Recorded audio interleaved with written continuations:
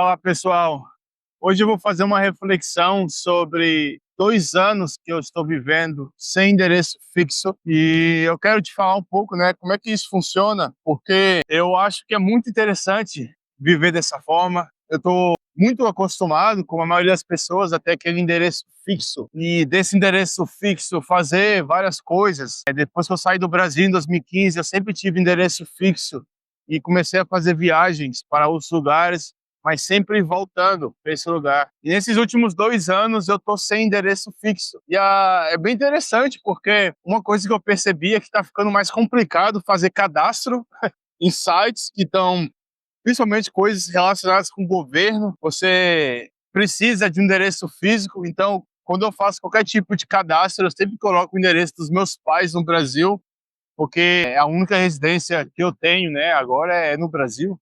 Então, esse estilo de vida de não ter um endereço fixo trouxe muita liberdade, o que faz muito sentido, porque você pode estar indo para qualquer lugar, a hora que você quiser, sempre que você tem a possibilidade de ir por conta do visto, é a parte mais principal, né?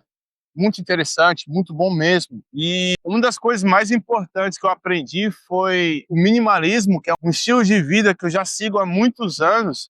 Ele se concretizou mais forte, porque quando você não tem um endereço fixo, quando você vive com uma mala, como eu estou fazendo nesse momento, eu tenho uma mala de 15 quilos e uma mochila que eu posso colocar talvez 8, você fica numa situação onde você vai colocar o que é necessário. E é isso que o minimalismo prega, você ter o mínimo do que você precisa. Eu acho que muitas pessoas confundem o minimalismo com não ter nada, o que é totalmente diferente, tem nada a ver. O minimalismo tem que ler a palavra, é você ter o mínimo, é você analisar o que você precisa para ter uma vida que você gosta e ter o mínimo para ter essa vida. O minimalismo é você ir para a academia e você ter um tênis de academia. Para que você precisa de dois? Você tem só um, você só precisa de um tênis de academia. Sujou, lavou, estragou, comprou outro.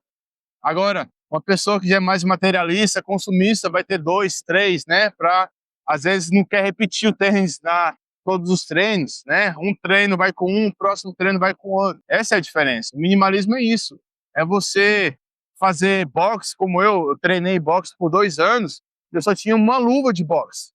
Não ter mais de um tipo de luva.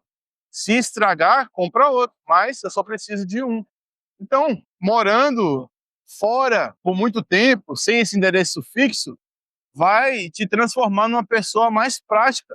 Vai te fazer entender que você não precisa de muitas coisas que você achava que você precisava. E hoje em dia está muito fácil mudar para cidades, porque as casas, né?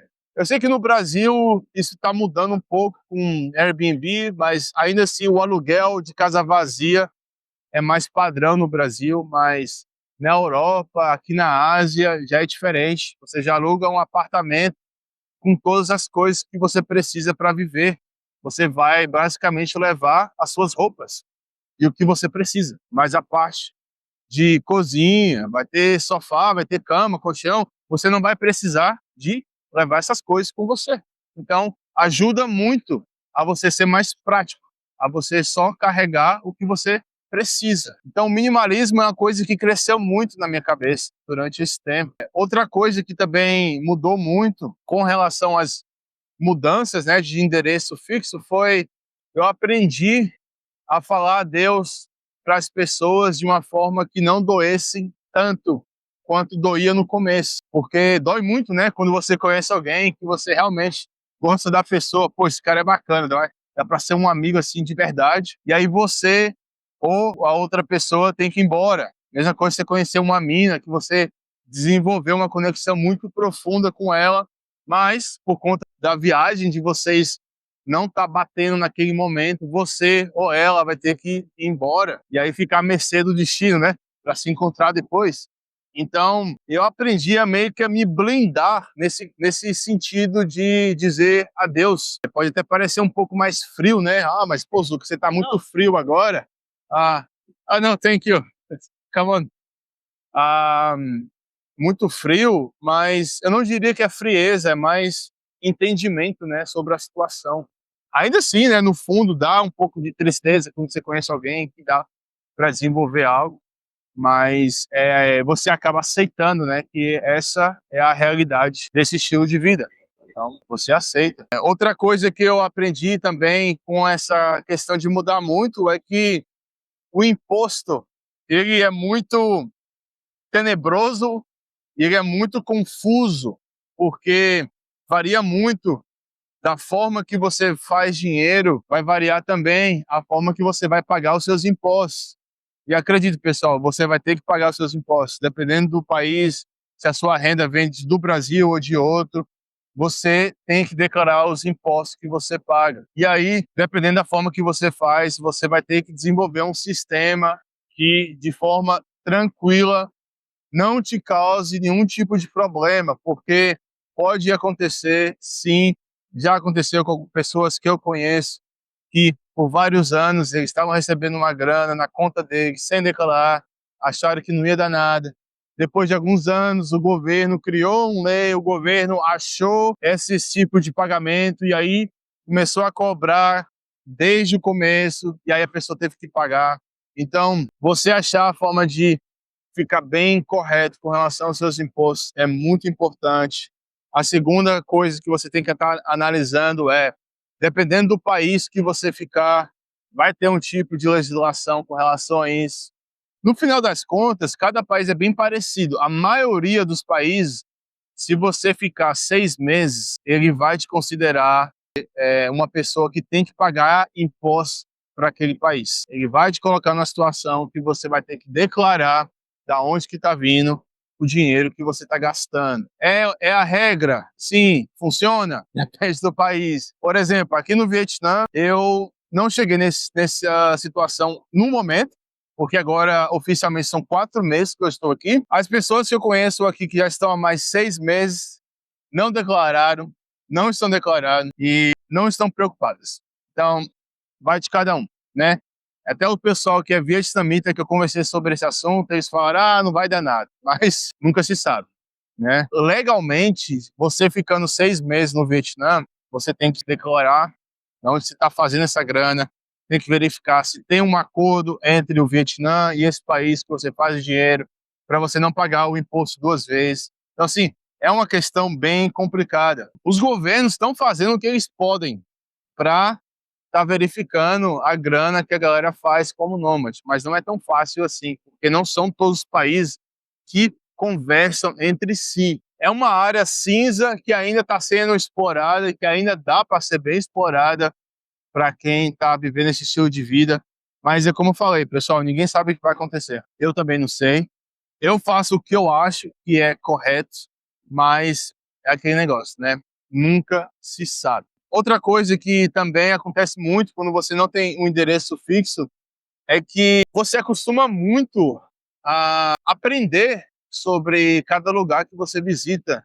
O que eu acho isso muito legal, porque eu falo várias vezes aqui no canal como viajar é um investimento. Você está evoluindo, você está desenvolvendo pessoalmente com cada viagem, com cada lugar que você visita.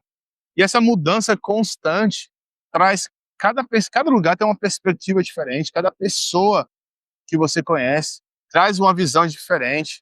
Isso é muito bom, pessoal. É uma coisa assim que é só sentindo na pele mesmo que você vai entender como você vai evoluir como pessoa. Você passar um ano viajando, visitando lugares e você parar para pensar quem é você antes da viagem e depois da experiência, não é a mesma pessoa, né? Se tem alguém que passou por esse tipo de experiência, eu gostaria muito de escutar, ler aqui nos comentários sobre a sua experiência como nômade. Mas essa mudança constante de endereço, ela faz isso, né? E outra coisa que eu aprendi também é que ela te faz entender que o mundo, ele é muito maior do que a gente pensa. A gente já tem a noção, né? São tantos países, mais de 190 países, mas quando você chega em cada país, você vê que existem cidades dentro desses países que são bem diferentes uma das outras. Então, tem esse sentimento que tem países dentro de países. Isso é muito legal, porque aumenta muito a questão da exploração, aumenta muito as possibilidades de estar explorando mais. E se você é uma pessoa que gosta mesmo desse estilo de vida, você vai entender que, cara, explorar é muito bom, é uma experiência que enriquece bastante. Então, ficar nesse estilo de vida traz muitas experiências ricas, né? E outra coisa que eu aprendi é que muitas pessoas reclamavam no começo, mas eu queria sentir na pele, é o isolamento. Você fica muito sozinho. Eu não concordo com isso. Você não fica sozinho. Você fica sozinho se você quer, porque tem tantas pessoas que estão no mesmo buraco, que estão vivendo da mesma forma que você, e dependendo do país, tem uma facilidade incrível de você estar conhecendo pessoas. Você ficando sozinho, você vai continuar sozinho, isolado, só se você quiser, pessoal, porque tem tantas formas de conhecer pessoas. Você sendo uma pessoa que tem hobbies, você gosta de jogar futebol, você gosta de jogar vôlei, jogo de tabuleiro, pedalada, cara, qualquer tipo de esporte, qualquer tipo de evento social, você está aprendendo idioma, tem clube de idioma em cidades. Então, assim, são tantas formas de você estar desenvolvendo e crescendo socialmente, não tem como ficar sozinho. Eu não consigo aceitar essa das pessoas que é muito solitário. É solitário se você, primeiro, for uma pessoa muito introvertida. Segundo, se você não está disposto a fazer esforço para desenvolver o seu círculo social, porque sim, vai precisar de esforço. Quando você mora na cidade que você cresceu, você não faz tanto esforço para conhecer pessoas, porque o ambiente que você visita, o ambiente que você cresceu, te ajuda a conhecer pessoas. Você estava no colégio, já tinha gente lá. Você vai para a universidade, tem gente lá. Você vai para o trabalho, tem gente lá. Agora, quando você está viajando, você começa do zero. Então, esses ambientes que você vai conhecer pessoas, é você que vai criar.